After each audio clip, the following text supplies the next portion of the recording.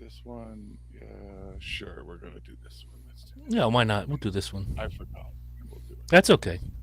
Yeah, we'll do this one. Sure. Do that one. Here we go now. Oh man, the gold wing. And now, Jabroni Studios, in association with Big Herm Productions, is proud to present to you, recording from an undisclosed location in Oakdale, Connecticut. It's Chris Burns. It's Chris Lynch. This is Dysfunction Junction. One of us is going to die. One of us is doing his job all sorts of ass backwards. And one of us doesn't have a fucking clue what's going on. That's what makes this beautiful, kids. Ladies and gentlemen, boys and girls, children of all ages, welcome to Dysfunction Junction. If you're going to die, can you wait until Lynch, if you're going to die, can you wait until the open's over? I try to keep it minimal during the show, so I try to get it out all pre-show. Just to get that shit out of the way. Ah. I should be good. Okay, I've heard that story before. All right, Chris Burns here. With me, as always, is Lord Yaru. Oh, konnichiwa. You gonna say your name, or do we have to just, No, that's all I'm saying. Okay. They know who I am. 161 times we've done this, and we're gonna fuck this up new and exciting ways every single week. 162, baby. My time to fuck it up. You know what? It's kind of like waiting to see where Les Nessman is gonna have the Band-Aid on WKRP. Is how is Lynch gonna fuck up Pretty the much. open?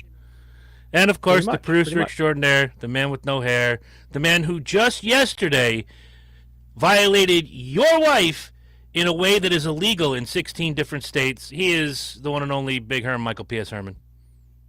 What's up? What is up? What? Everybody?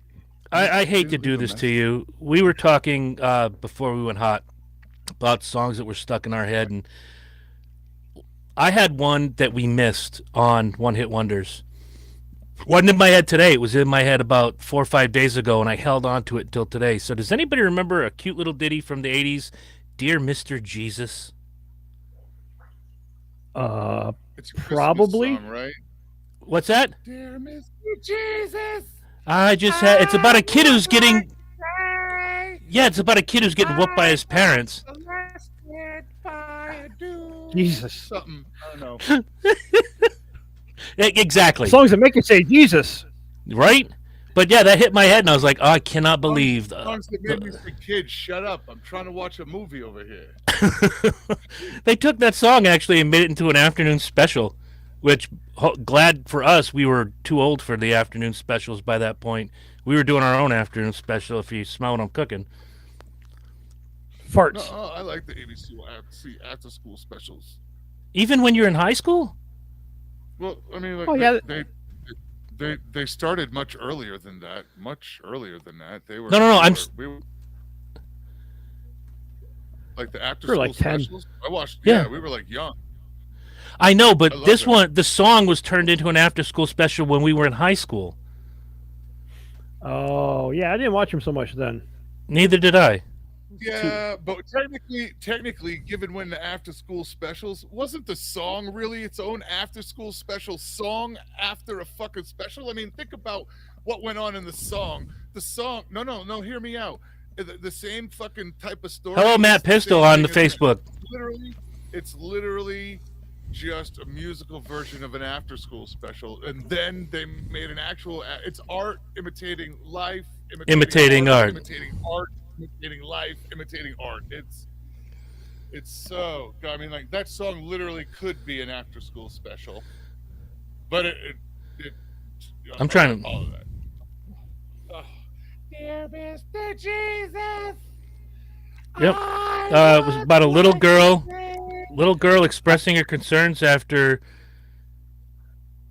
she'd heard a news report about a little girl beaten black and blue, and then she reveals that she was also whooped as a child.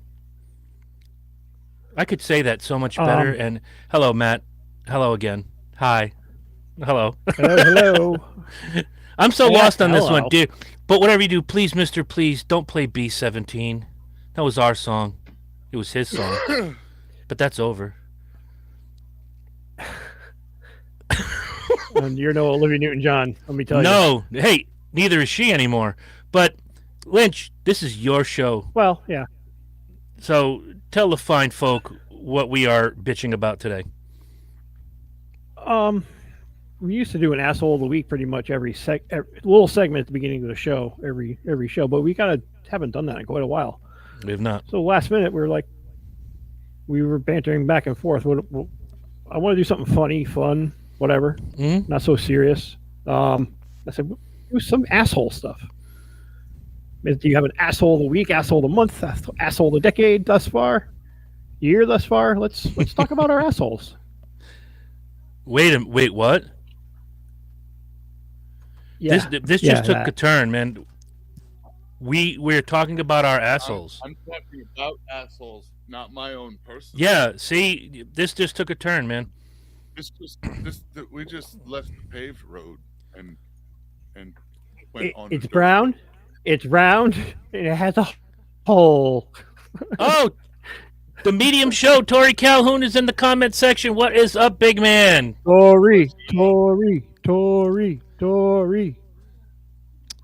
You just love when Tori comes around. You and Ekis. Yes. Okay. His biggest fan club right here. That's right. Recognize. Redneck guys. So, all right, why don't we start with you? What's chapping your ass? A lot of things chapping my ass, but none more so. We made a deal. We're not going to talk about the politicians. I'd like to talk about the idiots who sort of either worship politicians or openly shit on other politicians. And something caught my eye the other day on a favorite whooping post where Lynch and I like to hang around sometimes. And I got to find what I wrote down. But it seems that the Democrats and the Republicans, the people, not the politicians, but it's happening there too with the politicians, just go out of their way to hate the other side so much. So much so that me, as a libertarian, made a comment about, this is all in one day, two different threads on the same page. I made a comment about, Donald Trump is the bull in the china shop. Is he trying to do good things? Yes. Could he stop knocking everything the fuck over? Yes. And the Trumpers came out in force. And I expect that. We're talking about blue-collar, hardcore, Jimmy Jack Funk type idiots. But on another post, I had said something about how... The uneducated. Well, I know a lot of educated Trump supporters. That's where I'm throwing it. But the hardcores. Well, 57% of his base doesn't read. 50% of his base. Okay. Hey, your math has been spot on this week. I'm going to leave that alone. I can't lie about your math. But on another post, here's where I have the issue. Both sides are being fucking ridiculous. The hardcores, where the party of love and kindness and joy are celebrating the fact that Tesla dealerships are being burned down and this and that and the other thing. And I happen to say to someone, for the party of love and joy and tenderness, you cheered when a man got nearly killed on national television. You cheered for a CEO who left behind a wife and 3 kids, gets gunned down in cold blood. And you didn't stand for a boy with cancer. Kindness with weakness. No. Don't tell me what I'm. Don't tell me. Stop. Don't tell me what I'm confusing. Stop. That's tolerant most of the time. Doesn't mean that they can't be fucking mad. You can be mad. But that doesn't mean I'm confusing kindness for weakness. I'm going to illustrate my fucking point, and whether you like it or not, you don't have to. But I'm right. Because I wrote this down. The truth about liberal virtue signaling is they say hate has no home here unless it's hate for Trump, his supporters, white men, Christians, and conservatives. Because anytime you say something that doesn't fit in with what they have to say, here come the ists, the phobes, this is what you like, I bet you swallow dick, da-da-da-da-da, and both sides do it. But when you bring that up to a lefty, oh boy, you get shit on like nobody's business. I left the Democratic Party for a reason, because they're hypocrites. Every last fucking, the politicians anyway, know a lot of great Democrat voters and people. But what I'm seeing, those are my assholes. The people who can't just have a rational conversation with each other. It doesn't have to be about, you could be kind to someone. I'm kind to someone who disagrees with me. That's all fine and well and good. My job isn't to bow to what you fucking think, and I'm not asking you to bow to what I think. I'm saying if you really want to convince somebody, if you really want to convince somebody that you're kind and tolerant and all that other bullshit, you got to practice what you preach, not just for the shit you like. Well, and I think the real asshole is the person who jumps right to that instead of, well, let's have a conversation about it. That's the asshole. Look, I'm just making a statement of what I believe to be the facts. You're going to take that and use that as like an attack instead of like, oh, how did you get there? I'm all about having the how did you get to that thought about how you feel about this whatever politician. I'd like to have that conversation, but why jump to the hate? Build up to it. Learn to hate each other. Because that's one thing that you're either going to learn to love somebody, you're going to learn to hate somebody, or you're going to learn to tolerate. And there's a lot of people in my life I just fucking tolerate. I don't really hate anybody. I just maybe don't love them as much as I love anybody else. But it's about balance. That's why we have two parties. It's supposed to be a 50-50 balance of what we believe as a country. But there's so many shades of that same color, red and blue now, on a scale that how do you make everybody happy? You don't. You don't. And no one's everybody's never going to be happy. And in order to do that, you need to be an asshole. All this shit that Trump had signed within his first 2 weeks of office, it's all going to get unspun in the next 2 weeks. They already said Doge was against the Constitution. Doge shutting down U.S. aid was against the Constitution. Had it been handled by an elected member of the government, that would probably stick. Their critical error was giving Elon title and power and not being an elected position. He's an advisor, and that's unconstitutional for somebody outside of that branch of our government make the decision, because there's no party clarity and there's no this side that side clarity. He's an independent outside observer. However, if you're going to do that, make it an official fucking government title. Yep. The only unelected officials that we have are in the Supreme Court, in the judicial branch. They are appointed and they are vetted. Actually, they are voted on. They have to go through the vetting process. They have to go through Congress. Okay, so all right, I rescind previous statement. But they are basically here. I'm appointing this guy, and now they got to go through the vetting process. Same with Linda McMahon, or same with Pete Hegseth, or same with what's his nuts there, Kash Patel. And it's all like I was just gonna say, like all of his appointees that he wanted, they all have to go through the big job interview. And when I hear somebody, and it goes back to that point that I was making, Doge is just a made-up thing. Well, the Department of Education was a made-up thing back in 1979, if nobody forgot. It became, you make these departments. That's how they get made. No one sits down and it doesn't have to run through the gamut. It's like, we're going to create this department. Okay. Well, I think it was wrong to create the department, because I understand what they were trying to do is have parity among the states about level of education. But no matter how many achievement or guideposts you put in place, not everybody's going to learn the same way and be at the same speed. It just doesn't work. Let the states handle it themselves. They know how to regulate themselves with the education. I mean, we would have to beg for money anyway from the Department of Education from a state level to the federal level, and they would just pick budgets apart. You don't need that. You don't need that. And I don't know if privatizing it is a smart thing. Probably not. But let states manage their own affairs when it comes to that bullshit. It's what it's supposed It's to never be. been an effect. It's never been an effective department. There's No, not no since the benefit. beginning. I mean, most departments are deficit departments, but that is like the biggest hole you can throw money down is education, because there is absolutely no known outcome for what that big wad of money you're throwing in that hole, whether it's going to be effective or not. At least with like science and like the space program, there are some numbers and figures behind it about success rate. Education, they have these polls and tests, but it doesn't matter. You could have an anomalous test result. Mm-hmm. And the funding isn't distributed equally. This we already knew from years past. Huge disparity between what one state gets versus the other.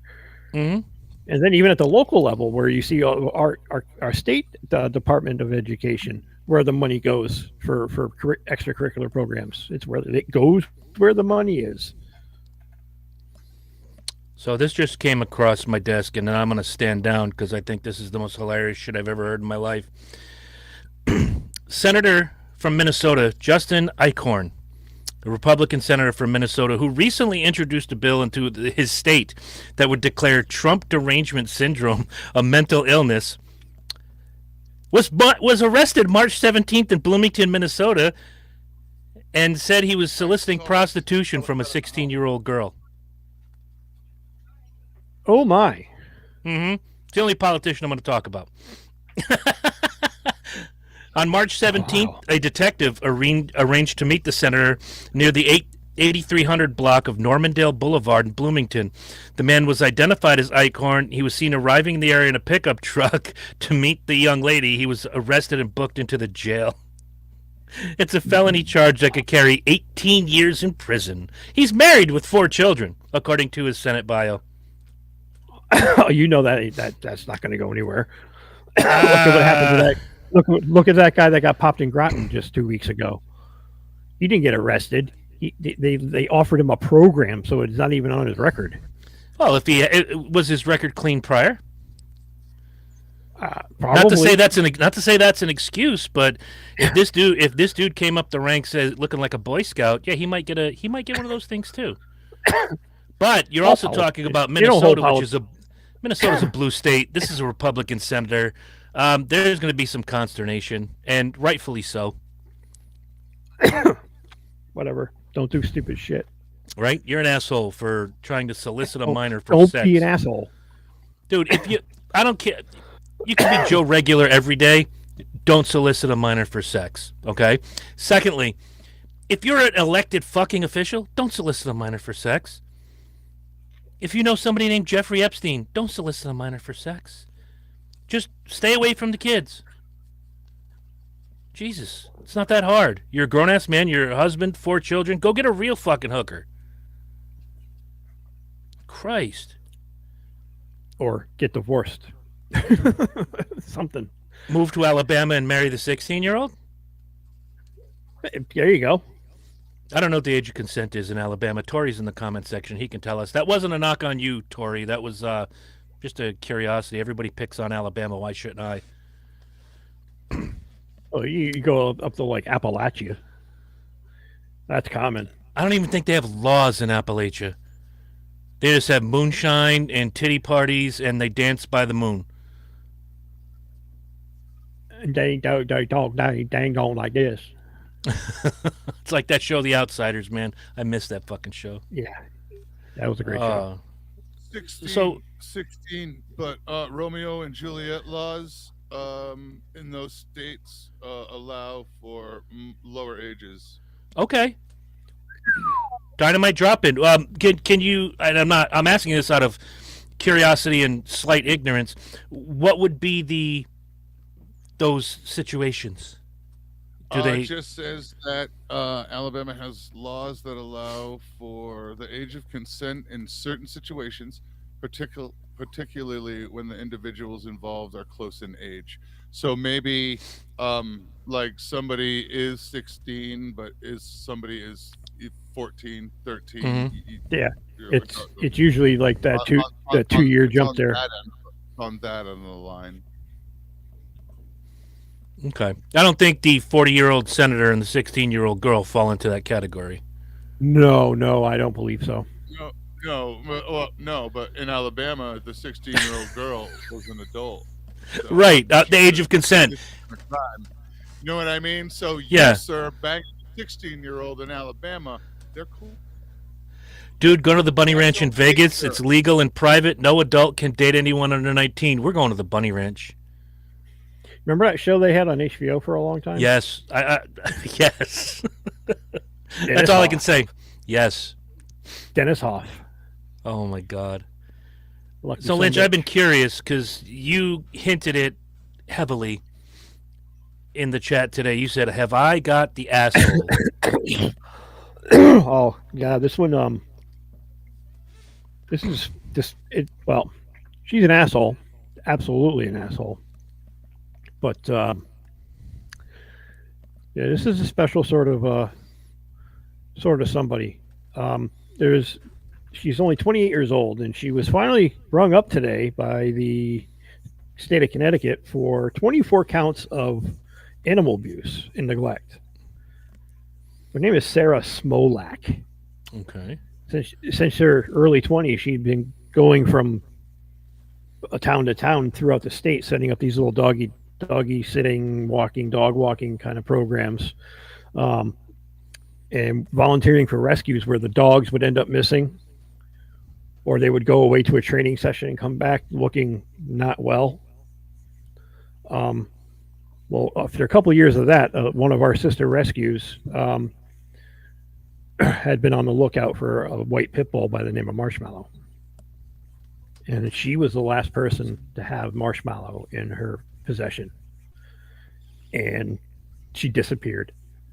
She stole the dog. They now think that dog she may have either killed through abuse or direct neglect. And she's been doing this since she was like 22 years old. So she's had like almost 8 years of doing this.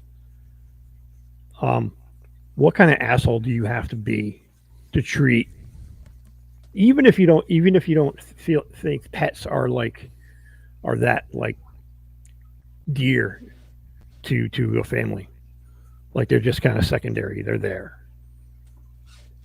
I mean, what kind of asshole would do that to another living thing just because is it a compulsion, or is she fucking psychotic? What's the deal? What kind of asshole? What breed of asshole is that kind of person? What the first thing that crossed my mind is I'm sure there's not a day goes by that one of us doesn't want to just kick the punt our pet across the room for them doing something stupid.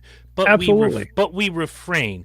None of us are actively going full Olindo Mare and kicking those dogs or cats through the uprights at 40 yards. None of us. However, when you are just doing this over and over again to pets just because you can, yeah, you're going to be a special sort of scumbag. Like some of these people who don't feed their pets, keep them out on a leash all 365 days, brightest of bright and hot or coldest of cold, and don't bring the dog in, don't wash the dog, don't care for the dog, don't take the dog to the vet, just chain to a fucking tree or whatever the fuck, and that's that. Not unlike the young gentleman in Waterbury not too long ago who was rescued from a house after 20 years of abuse. That's the same thing as what you're talking about with this young person. I dare not call her a lady, but this 28-year-old woman who decided that, I can do this because, well, I'm the dominant species. Fuck you. And she was doing it for monetary gain too. Really? I mean, she was siphoning people for money. I mean, she's a fucking criminal, like devious fucking criminal. I mean, holding people's dogs hostage type situations. There's pages and pages of her about her on Google if you know where to look for it, and I read up about it. How does one do that? Google her name and look for. No, that part I know. I mean, how does somebody hold somebody else's dog hostage? Whatever. I'm Just help me out with this story and this story alone. So I know how you can do it. I just want to know what she. I turned Fluffy over to her for a 2-week in-home refresher course for behavior. Okay. Upon said 2 weeks going by, when the client would reach back out to her, she was either unavailable, unreachable, or telling a shady story about how their dog, needs to go to the vet and she'll take care of it. That kind of stuff. Okay. And then not releasing the dog back to the owners because, in her opinion, the owners are the ones guilty of abuse. She would make these devious fucking stories up and turn it around so to make the owners look like shit. I mean, you imagine any level of scumbaggery and shitbaggery that you could do with an animal. She's done it. Ugh. And she moves from town to town, and her and her husband bought a new house further down western end of the state. But through the investigation of this marshmallow dog, they uncovered a whole bunch of other cases of this bullshit. So now it's going to go even deeper, I hope. They released her on her own recognizance today. Now the thing is that in Connecticut, it's not the right level of felony, and actually I think it's still a misdemeanor in Connecticut. At the federal level, it is a felony, and in most states are adopting that for as a animal abuse neglect as a felony, with a heavy duty fine and prison time. So it could be adjudicated here and go in her favor, but could be then challenged and go to the federal level. Correct. Okay. Correct. If there were if she was found guilty and that she felt there was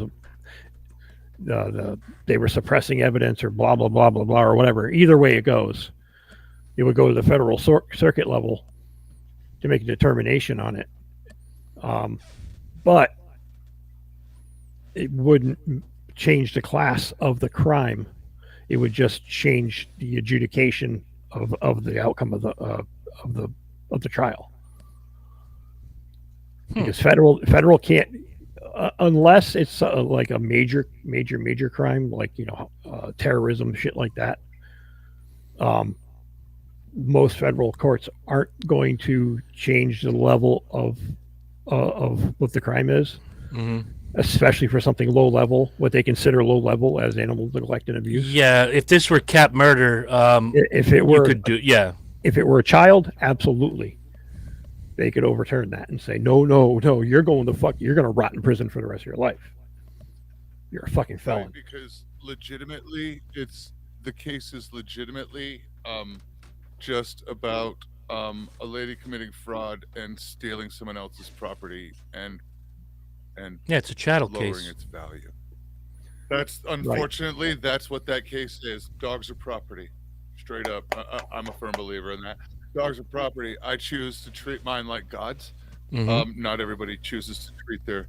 I also do the same with my cars. So one to the other. But then again, some people just wreck their shit. Mm-hmm. But that's the problem. I have that's this. How that case unfortunately ends up is dogs are just if you replace the word dog with blender, basically legally how everything everything looks at it. It basically if you replace and then she stole my blender and then she wrecked my blender and lowered its value and made it inoperable. That is it's unfortunately the law looks at it exactly like that. But Gianna, it was a ninja blender. For real, it was like sometimes right. Well, that's the thing. Like you had a more expensive blender, and you had like just it was a AliExpress blender. Cuisinart. It's still a blender. One just has more value. Right. Fuck. Right. Oh. The fuck? But yeah, that's fucking. There's a. I know the solution. Bullet right about here. Well, Right about here. I love the T-shirt that I see online, and I want to buy one so badly. But why is that okay? yeah, really, why is cat murder? Why is that okay? Why is I'm just cat saying, why murder is the that answer? okay? I say so. Well, I'm just saying there's the answer to why everybody else says what they say when they're happy and they bang Luigi Raw, and they were happy that Trump got shot. Damn it, they were disappointed he didn't die. There's your fucking answer. Ding ding ding ding ding ding. I have stood strong. I have stood strong. I have stood strong that only murderers and pedophiles deserve to be killed. That's it. Speaking of stealing animals and whatnot, this was years ago, but a gentleman that Herm and I went to high school with was in the news, I want to say about 10 years ago, maybe a little more, for the crime of, get this, you haven't heard this probably since the late 1800s, early 1900s, cattle rustling. What? A gentleman we went to high school with who owns he inherited a very big, profitable farm. Oh, yeah, I remember that. Okay. Yes, stole cattle off another dude's ranch, farm, whatever, because that dude owed him money. Cattle rustling in the 2000s. We've come this far to go back that far. Hey, mate, where that's situated. I mean, that's a perfect spot. That's a perfect spot to do it. Yeah, they're just there. Yeah, he went from his I keep saying ranch, his farm in Ledyard, all the way into Rhode Island, middle of the night. Took a whole bunch of head of cattle, and brought them back to his farm. Like you would go to Herm's house. Hey, Chris, I'm going to leave this thing on the porch for you. Come pick it up on your way home from work. Okay, just like that. The ease of operation. Tori's cattle rustling, serious throwback. Yeah, no shit, right? Yeah, right. And when we saw the news story, we're laughing. I can remember it vividly. We're laughing like cattle rustling. What's next? And then they showed the picture of the dude. I'm like, oh my god, I went to high school with that guy. Yeah, I'm not going to say his name. I'm not going to say his name. Funny how small of a world it really is. Not just that is, cattle rustling. I have seen people I've gone to school with on television, sometimes for crimes, sometimes for achievements. I didn't have, as the kids would say, I didn't have cattle rustling on my bingo card. No, that's not something you would ever think you would trip across. Ever. In the 2000s. Sorry, no. And I can picture him trying to tell his story if they ever interviewed him for the news. He owed me money. Yeah. So I stole his cattle. I made him mine. That's right. I made them mine. In fact, I stole less than the amount he owed me. So basically, I did the right thing. Gave that son of a bitch a break. Right? I could have beat his ass. Right? I could have beat his ass and taken his tractor. What were you saying, Herb? I was just collecting on a debt. He owe me money. That's right. Why you no pay? I no money. Why you no pay? I got no money. All right, Herm, you have an asshole to talk about? Nope, no assholes. No assholes. Wow. No, there's enough natural assholes that we are witnessing every day on the fucking news currently, and I am not. Nope. There's lots of assholes. I see them all the time, and I'm not pointing any of them out. I'm gonna let you fuckers find them and figure it out. Nope. I had found one a while ago when we were going to do I Am the Asshole, but nobody's posting about this on Reddit. So I saved the story. I just pulled it out of the archives. I saved this on New Year's Eve. So this is about an Instagram content creator named Victoria Rose. Now, when I tell you she's an asshole, seriously? I'm sorry. I couldn't help myself. That's okay. I'm allergic to myself. God. It's the damn beard.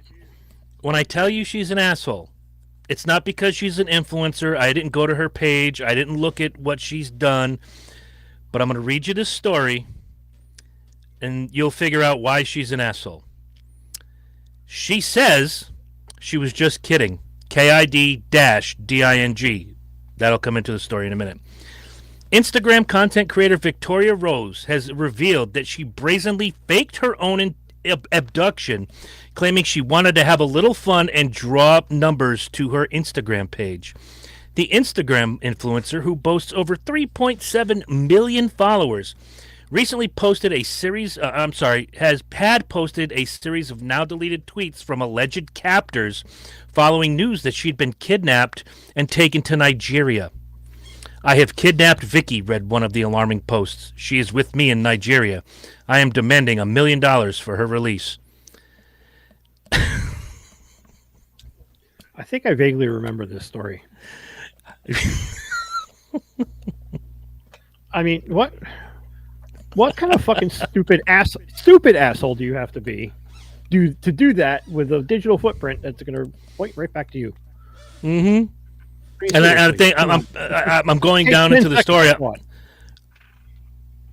I'm pretty sure that's how they found her, was because she created the account that was posting that. She shifted the blame as to... Oh, I can't even do this. I can't. She is so retarded. What? She's just retarded. Because a lot of these people that were reading these tweets, we have Vicky, we want $1 million. Those people started calling the cops. Hey, my favorite Instagram bitch is gone. Yay. Dude, if something came across my screen and pick anybody in the public eye that I like, it's not gonna, like, hello, FBI? Yeah, listen, I just found out that Matthew McConaughey has been kidnapped. What are you doing right now? Who gives a fuck? He doesn't feed me, fuck me, or finance me. I don't give a shit enough. Hope they find him safe. Give me a beer. Gee, Matthew McConaughey was kidnapped? That sucks. Herm, what's for dinner? The fuck out of here. Yeah, right. Like my kid talking about... she was... Go ahead. No, go ahead. Keep going. I was going to say, my daughter recently watched a documentary that I, too, also watched about some YouTube mom that turned out to be quite heinous to her children. And much like the dude... I told you about that one, too. Yeah, Ruby Frankie, yeah. I had seen one documentary about her. I watched the one that you told me about. And I'm like, wait a minute, you followed this woman? I don't get it. Well, that's another breed of asshole right there. You put on this facade that everything's perfect. I mean, because you're trying to get. She's monetized. She wants to get subscribers, likes, and shares, and all that shit. So, and that gives her money. What did they say, to the tune of like $800,000 a month? She was raking it in. Social media can be very lucrative if you find the right niche and you have the time. Most people who are famous now on YouTube is due to COVID. Yeah. A majority of the channels I followed, I started watching during COVID, and they started their channels because of COVID, because of the lockdowns and shit. Like my wife watches Charlotte Dobre. I watch Junkyard Digs. I watch Pole Barn Garage. I thought Junkyard Dog was dead. Revolts. Junkyard Digs. Oh, sorry. But these are all channels that rose really, really fast during COVID, because when they went from 100,000 subscribers to plus 1 million, and once you hit 1 million subscribers, advertisers are all over your ass. I mean, that's huge, and it can be very lucrative. Because nobody on the Hollywood side, because of COVID, was really making any new material. The stuff that they had made that became hugely popular at that time, Tiger King, I don't know if it would have been the cultural phenomenon had it not been for COVID. Maybe it would have. but Oh, everybody. COVID completely changed the way we go to the movies. I mean, not me. I only go once every 3 years. So. Oh, but I mean, when I say we, I mean the country. They started doing the streaming thing, and people got, oh, this is fucking awesome. I don't have to leave my house. The sound quality, the temperature, everything's perfect. I can get up and take a shit if I want to and pause the movie.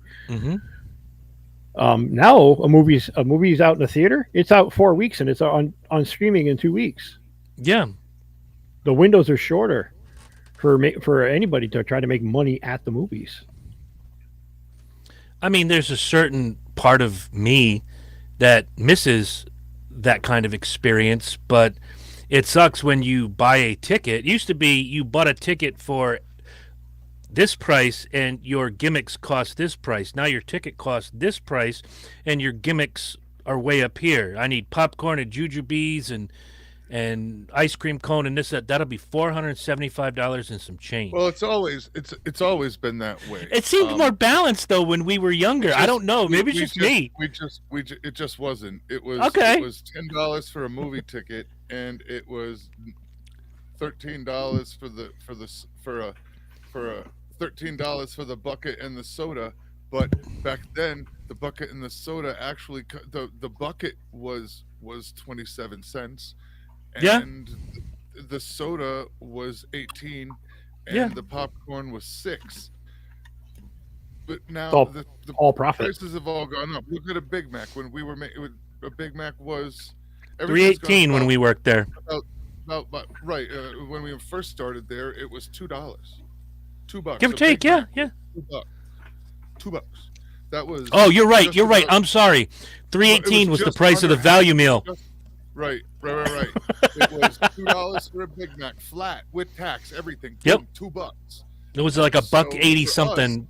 Right. For us, it was just when we first started there. It was like just under half an hour's. It was like 26 minutes worth of work for us to buy a Big Mac back then. Yeah. At minimum wage, and the price is still roughly about the same. Yeah. Give or take.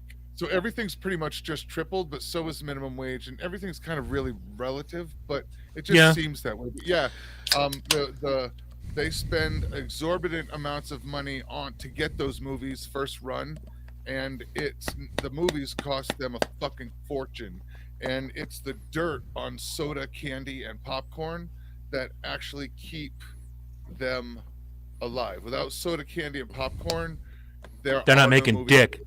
It's literally it's the only thing that makes profit, because the movies actually lose money and pretty much have always lost in any movie theater. That's why drive-in stopped working, because you couldn't push enough asses in seats that you paid for. You paid by the car, not the person. Yep. And it just mathematically never worked out once you started packing cars for $3, $6, $12. Yeah, and look out for Saturday night where it's $2 a carload. I remember going in a pickup truck, two in the cab, 6 in the bed, $2. You just spent a quarter a head to see a first run movie. They make their money at that. Gimmicks. The concession That's right. stand. Because when they play that song, and the little arcade. When they play that song, 15 minutes after that, it's a close for the evening. Thank you. When they play that song, Herm's been witness to this at a drive-thru. I'm the one marching my ass up. Let's go out to the lobby and get my ass a snack. Dancing popcorn. That's right. Yep. I mean, I don't eat popcorn anymore because of diverticulitis, but the last 2 times I've gone to a movie, Skip Perry's been with me, once for the Iron Claw, once for Oppenheimer. And he gets his popcorn, and can you layer it, and can you do this, and I need a box of this, and a thing. I am so glad. Diverticulitis has saved me so much money, because he gets done ordering his shit, and he'll be like, that'll be $43.50. Yeah. Yeah, it's like $13, $14 to get in, and by the time you have enough and they hook you in, by the time the diabetes opens up your wallet forcefully, it's 3 times for popcorn, candy, and a soda than it was to get into the fucking movie. Still the same, just everything's a little more. But I understand why they do it. Your explanation is spotless and flawless. It costs the movie companies the most disgusting amount of money just to get licensed and get a copy of that into their theaters. Yeah, you know what I mean. And then it all gets cut in and they get sent it. And for that theater to like, oh, it's disgusting. All right, we have to sell our soul for the most expensive popcorn and candy and sodas on the planet. When we went and saw Iron Claw, we went to the Mystic Cinemas that serve beer and wine. And of course, Skip gets his popcorn and da-da-da. I'm like, you buy the snacks, I'll buy the beer. I spent less buying 4 beers than he did on snacks. Oh, yeah, I believe it. 2 for me, 2 for him. Can I have 2 Miller Lights and 2 Sam Adams? Okay, that'll be, what was it? $8 a beer, 31 something. Yeah, like $8 a beer plus the tax. And he's getting, can I get my popcorn, a thing of Junior Mints? Can I get this? And make sure, and can I get extra butter? Okay, and that'll be 44. Would you like to pay for that in, sir? Yeah, PayPal has pay in 4. You can pay $14 now. Financed at 80%. Right. I was gonna say, like, can I use my Affirm pay in 4, or can I go a 12-month plan? I'm gonna need you to step over here and see Argus. He's our finance manager. He's gonna set you up with a payment program that works for you. Yeah, right. Yeah, that's always how they made their money, because movie theaters have to pay a lease to have that movie in their theater. I'm very glad. I'm sorry. There's a number of times that movie has to run to an X amount capacity for the movie theater to break. If that's a corporate, the location has to lease it from a corporate location. Maybe right. Corporate buys however many licenses they have for they pay initially. Corporate pays for licensing X number of copies. So if they have 64 fucking movie locations, they have to buy 64 fucking licenses. Yep. Mm-hmm. Then if anybody wants them, the location leases them. But it's still the same thing.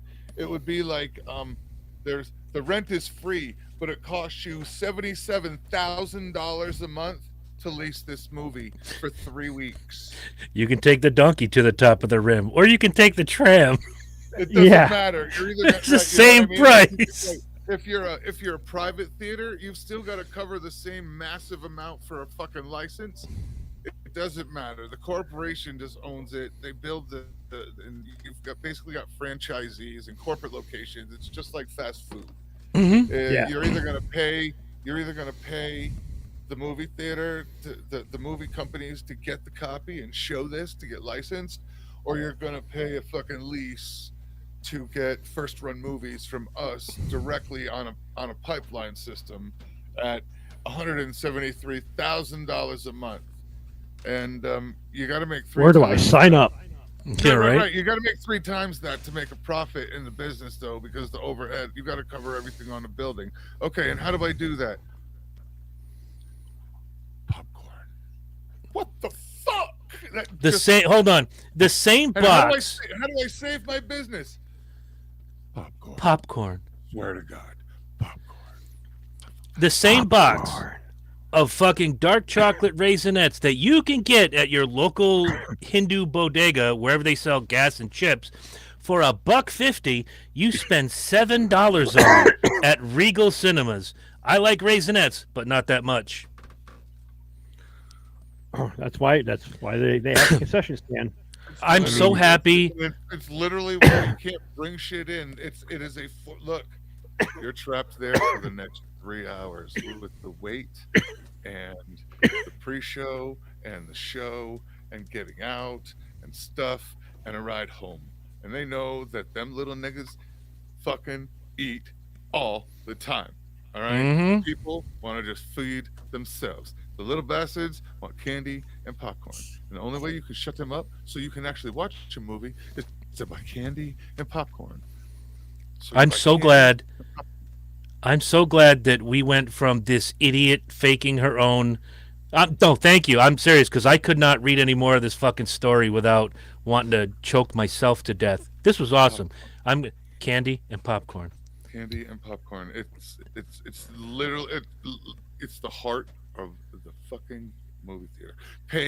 Selling the same $3 shake it on your popcorn seasoning you could buy at the store for $9 because it's for your bucket. It's the same cheddar cheese, but it's $9 there, and that's literally the hack. Like you bring in the shit that is extra. Like bring in the flavors.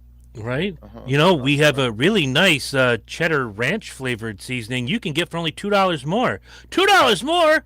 Sign me up. 1, 2, 3, 4, 5. Here you go. Get the fuck out of my face. Yeah. That's going to be my new slogan: candy and popcorn. That's it. See Good that? job, Herm. Very good. So Candy and speaking of popcorn, life's blood of that entire fucking industry. Oh, no doubt. Hollywood and assholes, I saw this on Bill Maher last week, whatever. No, it's just And Mar. I know Maher, Bill Maher, Maher. Just Mar. Bill Maher, The Delmar? the Cafe Del Mar. Woo! Next question. Bullet holes and C-section scars. Yes, Yes. sir. Track C-section, marks for days. C-section Tuesdays. Navy wife win. Come see your favorite pregnant strippers every Thursday. No, that was the what was that place up in Yantic? The Hog and Lantern.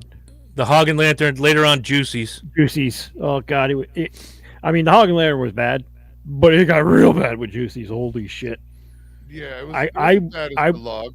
Fanny Farkle was pretty funny, and Go, go. they had some pretty good features down there. They did. I used to. I went to college right down the road, man. I went to Mohegan Community College. I was there a lot. Didn't they bring in Bridget the midget at one point? Yes, they did. I have a picture of her somewhere with me. There's a surprise. There's a bunch of features that I saw there. I still can't remember. I think it was Candy Sparks or something like that. She was a somewhat porn star. She did the circuit. She did Rosie's Cantina. Then she did the Hog and Lantern. I almost got kicked out of Six Flags because of a Rosie's Cantina T-shirt. That's funny. All right, so back to They made Bill me Maher. turn it inside out. Yeah, Bill Maher. Bill Maher. So he did this piece about why is it okay and what kind of asshole do you have to be to take the concept of a hooker and just start calling him a sex worker like it's a legit fucking job. Especially when a lot of the people that I'm talking about aren't there by their decision. They're trafficked into it. Don't normalize fucking devious fucking behavior by saying sex workers, including minors and children who are traded into the fucking profession by threat of their fucking life. Yeah, It's not okay to normalize that. What kind of fucking asshole are you to try to normalize it? I'll let Herm go first. I've got thoughts on that. I saw the bit. I watched the show every Friday night. Like usually I saw the bit. we catch it on Sunday. I saw it, and then I usually watch overtime too. I did. I Yep. understand where he's coming from. I really do. I do have some issue. I don't really have an issue with prostitution. Look, there are No. different levels of that. And that's and I think that's the problem with that is that there's expensive prostitution, and none of the congressmen or businessmen or CEOs, nobody has a problem with that kind of prostitute or hooker or that kind of that job. It only unfortunately seems to be when we start including $2 whores into the group that everybody starts to get offended. And I wholeheartely Star Spangled agree with that, because if you're going into that kind of caliber of person, whatever if it's mutual between two consenting adults, then they both have a choice in the situation. Absolutely. Well, that's where I come from with the use of the word sex worker. Right. It includes But- a wide but range But they're And twisting I it and understand molding it why. to make it okay for these fucking kids who are in it against their fucking will. Well, the kid Okay. I'm curious. No, keep going, please. No, I'm good. I don't want to hate nobody. I find myself doing that a lot lately, and I'm just it's beating against my head against the wall. So I don't. I'm good. I'm good. No, there's a line of delineation, and you were right there, man. I'm maybe later. I want to hear the rest of this because I'm with Herm on this one. If you are a grown ass adult human being and you choose to go into this, whether it's OnlyFans, stripping, selling your cooter for money, children are included in that group not because they're electing, and that's the problem. The group doesn't discriminate how you're brought into the group. Okay, the group doesn't discriminate if I'm a dishwasher or if I'm the executive chef. The group just considers us all culinary. That dishwasher isn't cooking shit, but he's culinary. And that's where I'm coming from. The $2 hooker, and unfortunately, the forced sex child or worker is unfortunately a different form of sex worker. And I don't mean to lessen it in any way, shape, or form, but that is the truth. Whether you choose to defend and stick up for the marginalized side of that fucking industry, like if you come at my dishwasher, I'll fucking stab you. Because he's part of the team. And I understand where you're coming from, Herm. I completely understand where you're coming from. That nigga's still a fucking dishwasher. He's still a $2 whore. But he's my $2 whore. We don't discriminate that he's a $2 whore. We know it. We know we probably drove here in an old Pontiac Grand Am and Mustang too. Problem, and he's got tattoos on his neck, and he's got a girlfriend whose middle name is like Anne. Lolita. All right. Yeah. And we know he's got problems, but he's one of us. We can't unfortunately deny that that's part of our group. Some of us that are on the high end don't like the fact that we know what he is, but he's still in our group. Unfortunately, he's still one of us. So that's where I come from when they do it. Like I don't think they're trying to. It's an entire group, and unfortunately, that's the group. It includes strippers, girls giving hand jobs for $20 down in the EB bathrooms. It's girls that were forced and picked up at a bus station at 3 a.m. and pimped out, and that's the whole industry. And in order to not be discriminatory against anybody in the group, but mentioning the groups that were technically marginalized, I think that was the whole point. They're all sex workers, and including the kids that are being this way, but they are all sex workers, and they all deserve respect. And I think that's the point, is calling it a hooker or a prostitute or a hoe has a shit connotation to it, and calling it a sex worker, regardless of what your job in that industry is, because the fluffer's a fucking sex worker too, and we'd all pay money to, all that shit.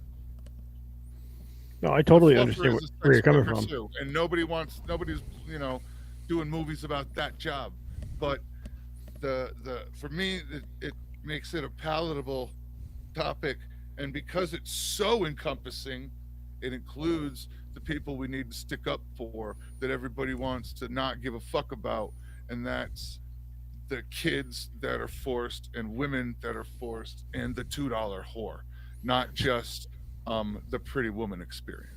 Right. Oh no, I go ahead, Lynch. Sorry. And my rebuttal to that is, let's call a spade, and make it, because this is how I feel. When you give it a soft tone like that, and the way, of course, our fucking mainstream media works, is they want to make it common, and they want to make it all huggy, glowy, kissy, feely, that whole kind of rhetoric bullshit. When let's call, yeah, I understood. That's but look at the difference between the news when we were kids and how the news is presented now. The news when we were kids was completely different type of coverage, and it was a little bit more hard-hitting. I also don't think it's great for us to watch the dude who blew his own fucking head off in the. Bud Dwyer. That's what I'm saying. I mean, like Barbara Dreyer. I also, we also sat through Bud Dwyer, which not necessarily the greatest news event to. You see where I'm going? Like, yeah. Oh, you're absolutely. Right, but that's a live anomaly. 2 days ago. It's not though. We're all like, sucking the dick of the guy who stood at the payphone and then blew the other guy away. 2 days ago was Gary Plochet Day when he blew Jeff Doucette's head off in the Minneapolis airport. That's what I'm saying. I was just speaking of such. Yes. And they're talking on the phone, and next thing. Before you mention that, I'm thinking to myself, 2 days ago. Fuck! Don't forget 2 days ago. Yes, like it's a grassroots movement holiday 2 days ago. Like fuck. we celebrated all the fucking time.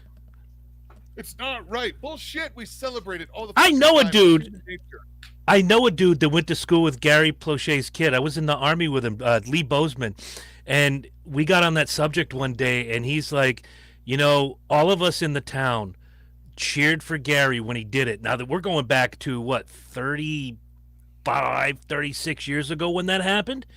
Right. And as time went on, he's like, he really wasn't a hero. He did what he did, and yes, you love your son, and this guy diddled your son, and like, they realized the mistake they made. We fucked up. He was wrong. I understand what he did. I'm not going to put him on a fucking pedestal. Right. I don't know. I just think we should call a spade and draw that delineation and really advocate for that extremely marginalized group. For the force? Yes. If you make a conscious decision. This is where we need to be a little bit more passionate. This is to me. It could be, and I get wound up about it because I used to see it all the time at the casino. 20 years in a surveillance room, I saw some really, really ugly shit going in and out of there, and I had to track these type of people. I know them by name. I know where they live. That type of shit, and it just really, really bothers me. Anything to do with kids like that is. Even though I don't have children, I don't know. No, there is no thought about. There's no thought process in what needs to happen. For me, personally, it's my opinion. So maybe it's because it's a little bit near and dear to my heart, and something I really advocate for. To bring awareness to. That's the kind of shit we should be bringing awareness to. Not. I don't give a fuck what new pronoun you came up with this week, Susie. I really don't give a fuck. I'm gonna agree with you. If you are forced into this, you are taken on. Okay, there's gonna be a line I'm drawing in the sand now. If you're a runaway, you're looking for a job, some dude finds you. I'll promise you fame and fortune, baby. Okay, you ran away from home. You made a choice. Right. If you were kidnapped from the local mall or wherever the fuck and you were forced into this, those are the people I would advocate for to stop. Those girls did not have a choice, and they're held captive. If you choose to do this line of work, choose. God love you. Have at it. As Herm said, from the $2 whore to the high-end escort, if you will. Have at it. If you were forced into this, no, absolutely not. The problem is the line of force is it's hard to delineate, and that's unfortunate. It's very unfortunate. You can't delineate that. They get their stuff. They help them out. They take them. Let's go get you some food. Let's go to whatever. You find them. Dude, don't start, because I'm going to tell you a story, and to this day it haunts me. Oh. God bless you. They take them to go get something to eat. And would you like to share a cab? It's so expensive. Help them find a place to go. And next thing you know, the girls don't have ID, and immediately. So it's not like they've made a real choice yet, and they're already gotten over. They've already been fucked over. There's already pimp shit going on and being involved. So the line of what you chose to do after you are put into a situation and you've been beaten a couple of times and softened up, as the industry calls it, the line of where you made choice gets very, very murky. That's I may or may not agree. I don't know. I can't. It's I a just tough know one. that It's a tough, you know. with me, it's the age. There's kids as young as 10, 11, and 12 years old Mhm. that are being trafficked in the world right now. 10 years old. They just busted that ring in Arizona not too long ago, and they had kids as young as 8. 8. It's sickening. It's fucking sickening. Those people are the biggest assholes, as far as I'm concerned, because how can you do that to a child? I can't disagree with you. Honestly. I have one more asshole, and it's kind of like a blanket asshole, but I'm aiming at one. He knows who he is. I know he's a shadow watcher of the show because he'll bring up topics that we speak of. And I want to bring up something that Herm said. I don't know how many weeks ago it was. We don't pretend to be the voice of anything. We don't think of ourselves as celebrities for doing this. In Herm's words, we are 3, sometimes 4, really good friends that just make that one day a week, and we pick a topic and we rattle on it. If we get 1 viewer, fantastic. If we get 1 million viewers, even we better. meet in the garage. If anybody else shows up to hang out, we don't. That's cool. Yeah, bring your own beer. If in Lynch's case, bring your own fucking Perrier seltzer water. What I mean, bring your own vice and show up and we'll talk about something. Right. Have fun. Let me explain something to you, and I know you're going to watch. We don't do this for anybody but ourselves. And if people join, if people don't do it for the fucking numbers, right? And if people join, great. If I get a text message on a Thursday, 2 days after we go live, and somebody says, "Hey man, I watched your show, awesome, thank you. I'll tune in again." Good. We've moved the needle a little bit. We're not doing this thinking that we're going to be the next cackling hens of the View, or that somehow we're going to be the roundtable on Bill Maher's program. We like to have intelligent conversation with each other. And whether or not that fits your narrative on what's intelligent, I really don't care. The difference between what we do and what you think we are is we know what we are. And you think we're something else. I really don't give a shit. But I wanted to address you. So when you shadow watch us later in the week and I get the angry fucking Facebook gimmick, I don't care. I don't care. I look forward to this. I look forward to this before you go, Lynch. I look forward to this for 3 reasons. 1, we have conversations on this show and we come up with topics that don't come up in normal everyday fucking life.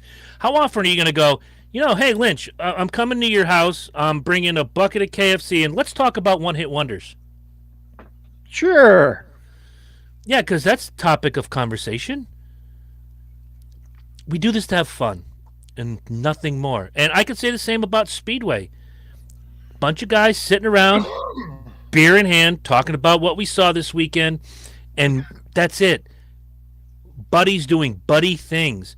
And if you're not down with that, fuck off. If you think you're smarter than us and you think that we're stupid and we don't have intelligent conversation, do yourself a favor. Take the invitation I gave you before. Any Tuesday night, 6 o'clock, I'll link you in. I'll let Lynch go after you first, and I'll let Herm pick up the slack and really decimate you at the end. Because I'm done trying to explain this to people. We're not Chris Jericho. We're not Small Town Murder, although they did steal an idea from us. Oh, look at that. Remember 1-star strip club reviews? How's that show working out for Jimmy and James? Doing pretty fucking good. Stole the idea from us. So don't tell me we're just a couple guys blowing hot air. If you got something, bring it. If you don't, put your thumb back in your ass and shut the fuck up. We do this because we like each other. We like to talk to each other. This is our time. If you choose to join us, thank you. And if you don't, no big deal. Whatever. Yeah. I'm not losing sleep. I'm not losing sleep because some jackass in Pennsylvania who thinks that, well, you guys are just fucking phony baloney. The dude from Pennsylvania. I already know you remember? Yeah. It's a dude. It's a dude. Fuck him. Yeah. I was going to ask. Well, I wonder what he thinks we are, and then that falls in line. Just a couple of guys blowing hot air. If you ever want to come on the show, Andrew, you're welcome. It's not Andrew. It's not Andrew. It's not Andrew. The other one. No, Drew would never in a million years say that about us, ever. I just talked to Drew on the phone 3 days ago. Drew is top notch. It's not Andrew. Not me. Don't even give this guy a minute of saying his name. I'll text you later. I think I know. Maybe I got my people backwards. Maybe, but it's not. It's not Andrew at all. Because I know there'll be a couple people from Pennsylvania. Mm-hmm. But anyway, anybody wants to come join us. Bring it on. I'd love to have a couple, 5, 6 people just shooting the shit for an hour and a half, or on nights when we can go long and shit like that. It's fun. Yeah. We don't. I look forward to Tuesday nights. So do because I. It's an hour and a half of time. It's an hour and a half of time. I know what I'm in for, and what we're talking about. And It's not just. Sometimes we surprise ourselves. I could give a shit what we're talking about. I really could. Which is Well, why sometimes it's Monday morning before we come up with a topic. What I'm here for is to laugh at me for the term. I don't care. To have it's like a fellowship between two of my best friends. Throw Marsh into the mix, who has resurfaced after all these years. This is about having fun. And if you don't understand that this is fun for us, dude, just get the fuck out. And I used your name. I don't want to say it like I used it in vain, but I basically used your name, Herm. I'm like, look, I'm going to tell you like Herm says it.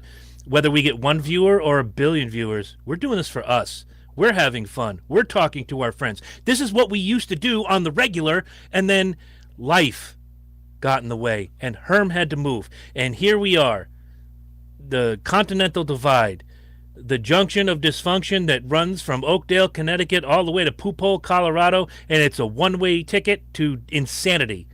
We don't fucking care.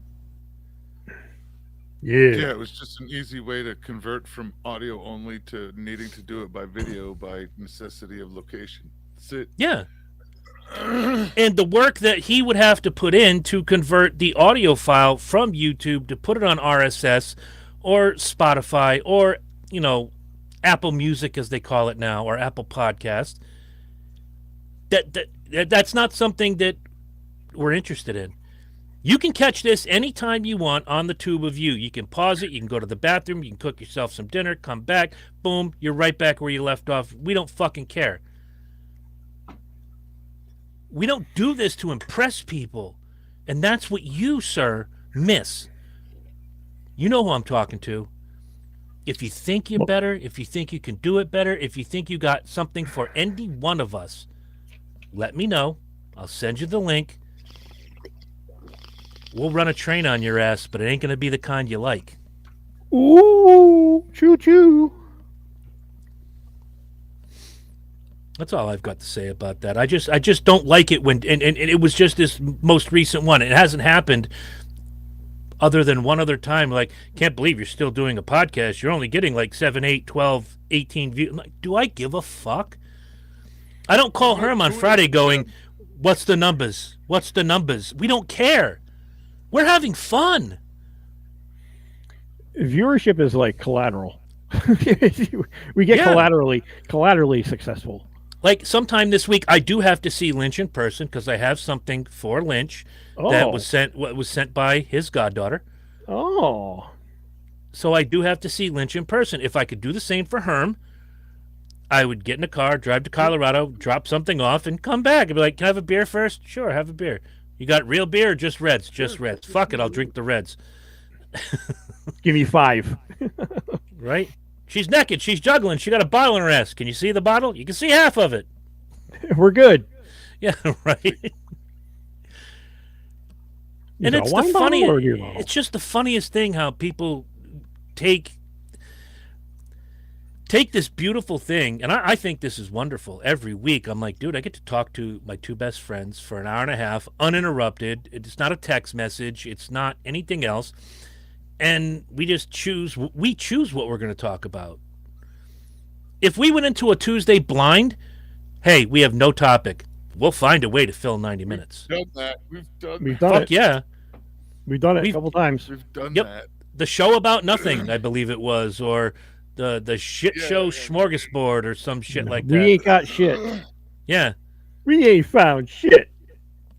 I actually reached out. Okay, so wherever you are, dickhead, my connections through the years, from doing the old show into doing this one, and again, you want to talk about someone who thought they were a celebrity? I thought I was a celebrity doing the old show. I don't think that now. I reached out to a former celebrity, I'll say, who was being inducted into a Hall of Fame in April. And I met this person through my dearly departed friend, Joe Laurinaitis. And I reached out to this gentleman and I said, hey, do you think you have 20 minutes, 30 minutes sometime soon to talk about the Hall of Fame? And his answer was, no, I can't talk about that for about a year, according to the contract I signed. Check with me in 1 year. So, teaser. In 1 year, we may have a WWE Hall of Famer right here on our show. Nice. I've already had one before, but I didn't understand that when Bob was inducted into the Hall of Fame, it was 3 years before he sat down at our table. Right. But I still sat down. He came to me. He came to where we record. Bob fucking Backlund. I still have Lizzie Borden's fucking phone number. I still have Charlie Bonante's fucking phone number in my phone. During hockey season, I trade texts with an actual fucking rock star. What do you do, Pennsylvania boy?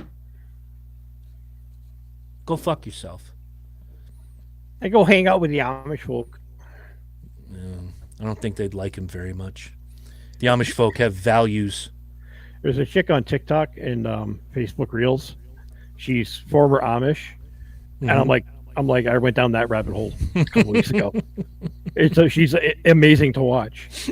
I mean, she's dressed in like modern dress. And she does all these recipes for Amish this and Amish that, and I'm like, God damn, that looks good. You're starting to rub off on me, and I'm going to tell you why. Just recently, I don't do it on purpose. Oh no! Just recently, Matt Walsh did like a hey, I had to take today off. We're gonna give you like this 30-minute greatest hits package, and it was some of his best cancellations.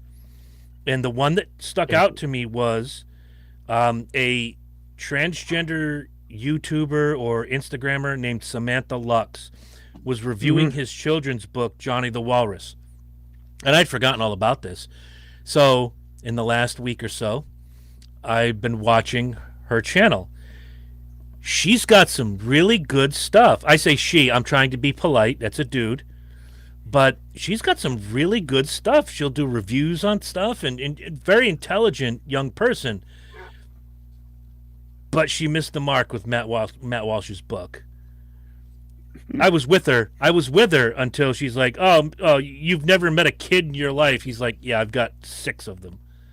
I interact with children every fucking day. What are you talking about? Yeah, he's just a not the way. maker. Right, dude's dick is working overtime. He's got 2 sets of twins. That's Chad Hatfield. That's Chad Hatfield level bullshit. I know, man. That's woo. But yeah, pregnant 3 times, but we got 6 kids. Right. I'll say this. You know, she's got some very interesting reviews on movies, on television shows. Yeah. And I'm being, again, when someone's respectful, I'm respectful. I've done it with our good friend Sam Lalamere. I will always be respectful of Sam. You know, so I will do that, but not when I'm told. I choose what I do. That's my freedom. And my freedom was to go down the Samantha Lux rabbit hole. And oh man, those rabbit holes are fun though. Sometimes they are. sometimes, like when I was following Neil deGrasse Tyson and watching all his reels, and then because I watched his reels, other astrophysicists were coming up. Oh, that was a week. I still I That was I'm, that was a week. I'm very glad I've stopped looking up flat earthers because my feed has become much more peaceful. Not watching these flat Earth idiots. Unfortunately, those do pop up on my Facebook reels too. I did reach out when I can't sleep. That's what about not you? What? No, I just said not not you said me. not me. Yeah, when I can't sleep My at 2 shit's a.m. all That's like- Yeah, that's a good sleeping. You that's a guys good are sleeping pill. you guys are talking over each other. I'm waiting to hear what Herm had to say about flat earthers. Oh no, I don't. I get none of them on my feed. Like, Oh, okay. I don't think I've given any time to them. Like, at all. I'm trying. Really kidding. I'm trying very hard to get the. I'm trying very hard to get the converted flat earther, who went on the final experiment, who has told flat Earth to kiss his ass. I say flat Earth, the flat Earth community, I should say, to kiss his ass. He is now. I got the proof I was looking for. Fuck you. I'm in the side of reality. I'm trying to get him on the show. That would be fun. I'm curious Yeah. as to what it was that was the proof. I think being there. I can give you his Of name. All the sciences that are available. What one specific thing is what? The did whole it. thing. I know we have like 6 minutes left. The whole thing with flat earthers is, it's about what you see and it's about what you can measure. It's about so the 24-hour sun was for a lot of flat earthers the biggest. That was the leap. If you can prove that the 24-hour sun exists, then you win. Well, they did it. They proved it. One of the Well, flat just- earthers I was going to say just go up there. Just go up there and go to Antarctica, do the gimmick. The guy who ran this whole experiment, I wish we could get him on. He's from Colorado. just truck Get it on up your there horse at and the ride. Time of the year. Now stay awake. Yeah, well, they had the 24-hour spindle cameras following the sun, and of course the flat Earth. Half the flat Earth community is like, okay, that's interesting, but and then the other half's like, no, it's all CGI and it's all bullshit. Whatever. It's just a screen. Yeah, Just a big, they were in a Like the soundstage. It's like that movie, The Truman Show. Mm-hmm. Yeah. That's what they use as the example all the time. We're in something like The Truman Show. That was a fucking movie. That'd be like me saying, yeah, our whole life is just like Star Wars. It really is. Yeah. You know, we all have droids that we're looking for. You know, we all travel to all these planets. We hit warp speed. I did the Kessel run in 1.2 parsecs, and no, life is life. There's a reason why, and I don't know why we haven't seen it on the news. Didn't the capsule just meet with the ISS to bring the people home? It did. To get the Why stranded people home. why haven't we heard that? Oh, that's right. They Because went this morning. They came home.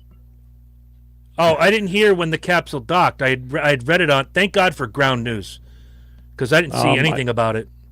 They Yeah, docked it was on Monday. It was on the news this morning. Okay, Yeah, And they docked Monday. left this morning. okay. I They hadn't just said seen. They already splashed down. Good. Kerplunk. And to be honest, it's not. And to be honest, it's not everything that everybody's look. Aside from being apart from their families for longer than expected, they've had plenty to eat, Yeah. plenty to do. You know what I mean? Like everybody's acting like they've been stuck out in the middle of nowhere alone. They're on Gilligan's fucking island.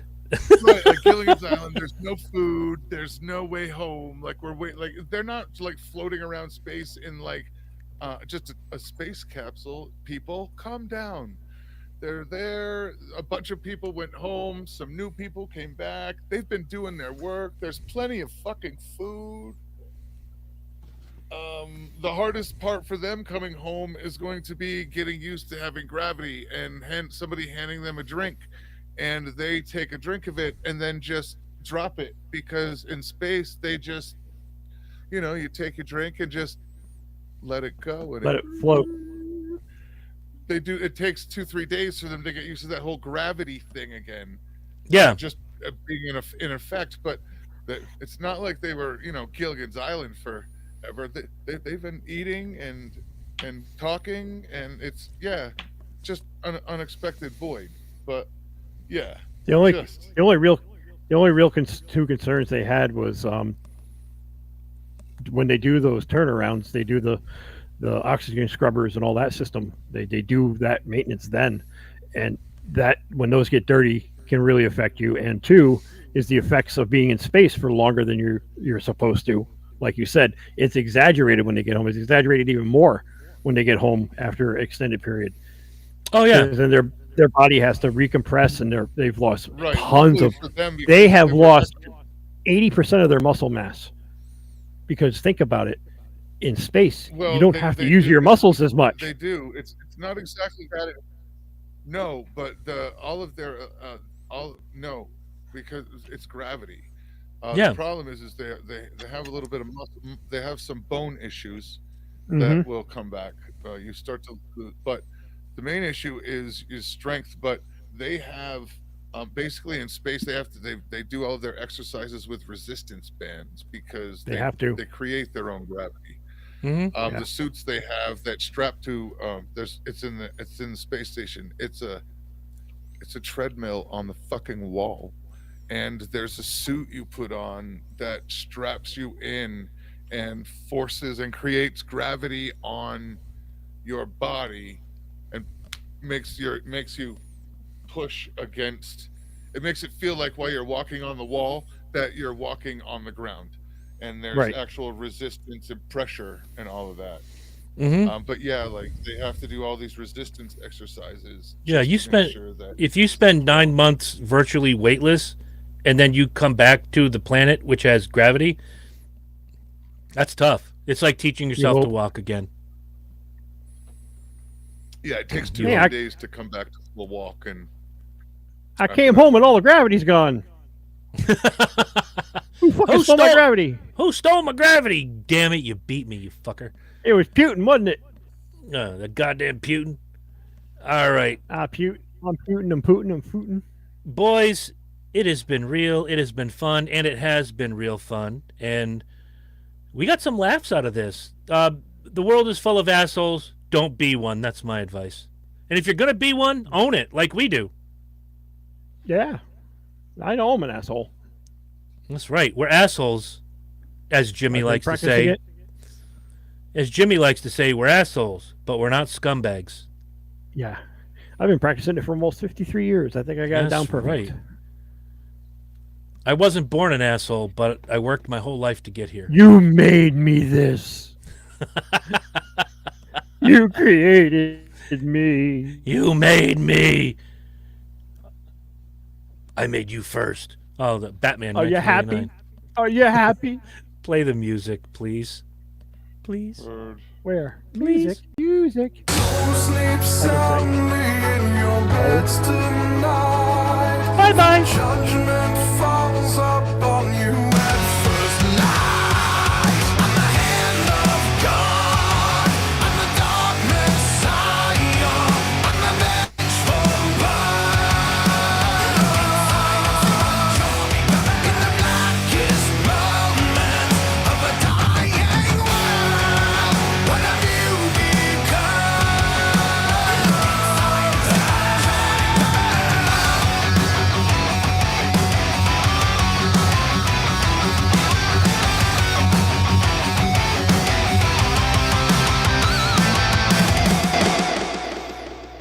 Dear Mr. Herman, I just had to write to you. I wish we could get Lynch a nice shave and maybe a shower too. Call Oh, I like my odor. the Red Cross. Oh, to do that day.